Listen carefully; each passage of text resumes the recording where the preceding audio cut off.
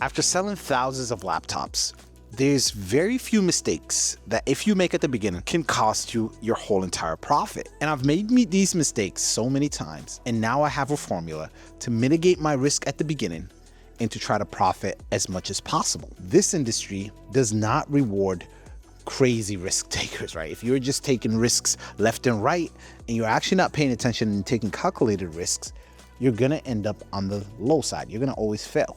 Because here's the thing, right? There's a lot of people in this industry that don't understand when you are doing business, right? And you sell the product to someone, and once they receive it, most of the time there's no returns, right? And if you don't do the initial inspection yourself, they might send you some bad stuff, right? Especially if you never work with them at the beginning. But the formula I've made kind of avoids that, and it limits your losses at the beginning. So you could try to maximize as much profit as possible so you could keep going and keep growing the business. So the three things that I always look out for is, one, I check the LCD screen. This is a very, very, very, very simple one, but yet could be very, very effective. I see a lot of people, they don't look at the screens, right? And here's a great example. Here's a laptop, for example, right? This has a great LCD. Now, when I was buying these, I told them, send me pictures of the LCD, the hinges, and I also wanted to know the battery health. Those are the three things I always look for. Now, other things we're able to fix and repair, like keyboard. If the keyboard is messed up, we can put a new keyboard in. If it has a little scratch here, we can put our skins on there. So most of the things are recoverable. But if a hinge is messed up on a computer, right, which is the hinge that holds these two together, it is really, really hard to repair it. If the LCD has a huge line on it, it is very, very hard to also sell that. And if the battery is bad, you're also going to get a very high return. So the beginning, what I used to do is I used to just buy everything, right? I didn't used to look at these mistakes, and I started studying our data of what are most of our returns coming back for. And 99% of the time, it was the LCD issue. They didn't like how the LCD looked, or the battery. Even though it passed our quality, even though it passed everything, sometimes those mistakes happen. So majority of our returns were from that. So then I started looking, and I said, okay, the last 3 deals I bought, how many of them actually had LCD problems? How many of them had battery problems? And we started writing these things down, right? And we figured if we are buying a deal, those 3 things have to be good, right? So I want you to write that down. When you're going out and you're looking for product and you're actually gonna go out and try to buy some product, make sure, one, the LCD does not have a line. Now, the line, the reason why it comes most of the time is from people, slamming the computer a lot like that. Over time, it starts to develop very slim line right here that usually comes from right here, right? So that causes a lot of issues, and it doesn't look good cosmetically. And if someone's buying a laptop, they want a nice looking laptop. So that is the number one thing I check for. And then the hinges. So the thing with the hinges, right? If a laptop has broken hinges, I'm trying to see if there's one around here. It is next to impossible to repair it. Like, it's so hard to repair it. You're gonna need to take the hinge out from another computer, and it's better off you just take the top part and the bottom part from 2 different ones and bring those together, and take the batteries out and gut it. It is so hard to repair laptops with hinge problems, which is the corner things that allow it to go back and forth, that little piece. If that is messed up, huge, huge, huge, huge issue, and it's very, very hard to replace. Let me actually show you guys an example. So here's the example. So as you guys can see, this hinge right there was broken. That hinge broke. This hinge was okay.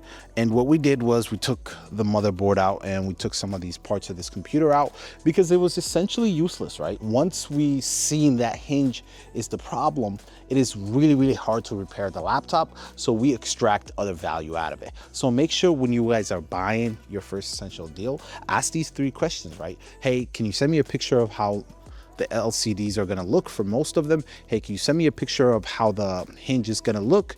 And last but not least, this is the sneaky one here. This one here has costed me so much money and so much mistakes by not checking this little thing, which is the battery health, right? So battery health are in different stages. So there's poor, right? This means that this battery is horrible and it does not hold any charge. As soon as you unplug it, sometimes it'll stay on for 5 minutes, couple minutes, and boom, shut off. And then the stage after that is fair. Fair means it will last them maybe an hour on full charge, right? And is eventually going to deteriorate and go down to poor. And then above fair is good, right? Good means it's gonna last way longer than fair. It's gonna be working for a long time, as long as they just take care of it and keep it in good condition. And then there's excellent, which is the toppest tier, which means, you know, on full charge, it could sometimes even last you a day or two, right? So depending on how frequently you use it. Now, what I didn't used to do at the beginning is every single time I buy, I would never check on the battery statuses and I would just buy. And I was getting so many returns, right? So like part of our check-in procedure now is to check the batteries, but at the beginning I wasn't checking the batteries, right? I would just make sure I power wash the Chromebook, I was making sure it's good, and boom, I'm sending it.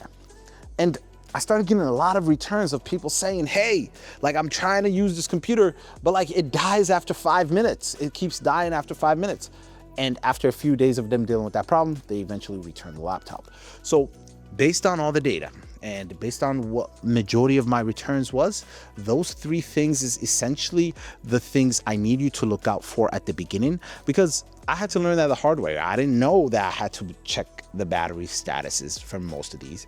And I get it, right? If a supplier is selling you guys some as-is product, know that going in, right? And bring these things up. I always say when I'm negotiating, I still take right now as-is product, right? There's products that like, I know they're not gonna all be in great condition, and about, you know, even if 50% of them are perfect and the other 50% are bad, I calculate that in. So I go make that part of my negotiation. So what you could say is, hey, these are as is. I know majority of these LCDs are gonna have issues. I know they're gonna have a lot of battery problems, and I know some of these hinges might be bad. So instead of me paying you, you know, X amount, cut it in half. Tell them instead of, you know, here's an example, instead of me paying you 50 bucks for that laptop, I'll give you 25, right? That was just an example, but you could do that and you can use that to your advantage. Because trust me, guys, I don't want you ending up in a position to where you buy stuff and you're not able to sell it because you've made these small mistakes and now you have to sit on product and deal with the consequence. If you know this ahead of time and you know going into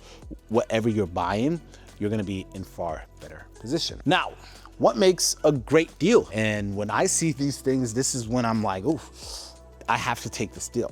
Number one indicator that it's a great deal is if a person is providing chargers, right? This is a very small gesture, but it's also something that indicates one thing for me, right? That means they took care of these items.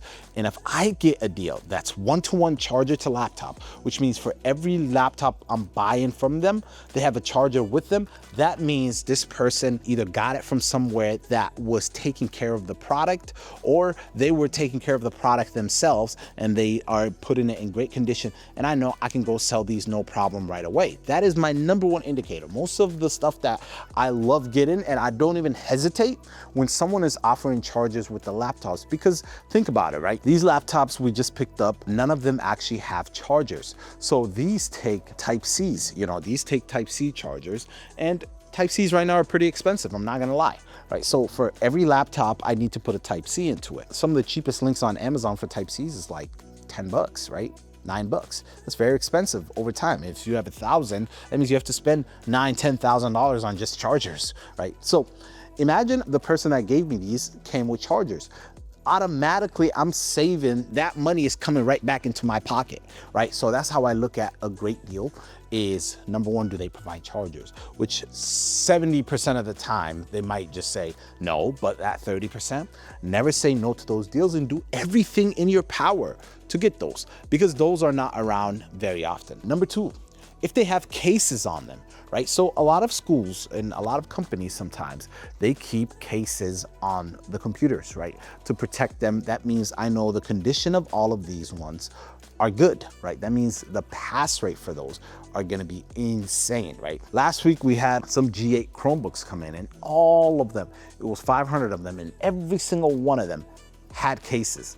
And I kid you not, when we opened every single one of those laptops from the case, is as if they were brand new. Is as if like I literally grabbed these from the store and you wouldn't even guess that they're refurbished. They were literally in grade A condition. And the crazy part is they even had screen protector on them. So these things were phenomenal. And the second thing with that was they all came with chargers. So automatically I knew the person that this stuff was coming from. One, they took care of the product, right? They had either, you know, a good staff that was using it, good students, whoever that was using it, took care of it. There was respect behind the product, which is great for me because I know I can go sell and make a profit on this, right? So those are my two main indicators for what I'm buying, as if like, hey, this is a golden deal. Like, don't even think about it and go take this and buy it right away, right? So I do those things. But couple of other things, right? When you guys are first looking out for a lot of different product and you're talking to a lot of these different suppliers, make sure that when you say these things, they know, say it with confidence, right? Make sure that they know you shop around every single day. Like, hey, I was just talking to somebody, they just had some product with all bad LCD. I didn't want that. I didn't want to deal with that. What I'm looking for is I want these three things. If you got that, I'm interested in buying stuff. So automatically they're like, oh yeah, this person knows what they're talking about. I can't just send them a janky list. I can't send them some product that's bad unless they specifically say it's scrap. That's a different conversation. But they automatically are gonna know you know what you're talking about. And that's 90% of the game, right? When I was first starting and I was first getting into it, I had to learn the verbiage, right? I had to learn what everybody speaks. And I was talking with confidence and everybody kind of knew that, okay, this guy knows what he's talking about. So I have to kind of give him, you know, some really good product, or he's gonna sit here and not leave until he gets a good product. You need to be one of those people. You need to be resilient. You need to be confident. You need to not stop until they know like, hey, this person, we're not gonna play with them. So those are the main things that I look out for. And those are the other main things that I look for, right? So as you guys see, as you guys heard, I listed the things to look out for when you're originally buying product from anybody. Make sure you're checking for those things because it will save you a lot of money and a lot of headache. Trust me, I want you guys to learn from my mistakes. I've lost a lot of money like that. Went through all the heartaches, all the stress, everything. I did that for you guys. So just learn from me and don't make those mistakes. And if you find some deals with, you know, if they have the cases on them or if they come with chargers, one-to-one specifically, take those, don't hesitate. All right, guys, I appreciate you guys for supporting. Make sure you guys hit the like button. Make sure you guys subscribe. A lot of you guys are watching these videos not subscribed. That helps me out, right? That makes me continue these videos, and this is what support the channel. So make sure you hit that subscribe button. And guys, if you want to work closely with our team, we have something called the Partner Program, which is essentially our full mentorship program. And we help you get in, right? We help you how to get started. We help you find the suppliers. We help you get compliant. We help you build literally end-to-end is a done with you service. Go ahead, fill that link down below out. And if you want some product, you must order over 100 units. Go ahead and DM me, or my email is info@thelaptopbusiness.com. Email me there. And yeah, guys, I appreciate you guys. And with that being said, I'll see you in the next video. Let's go.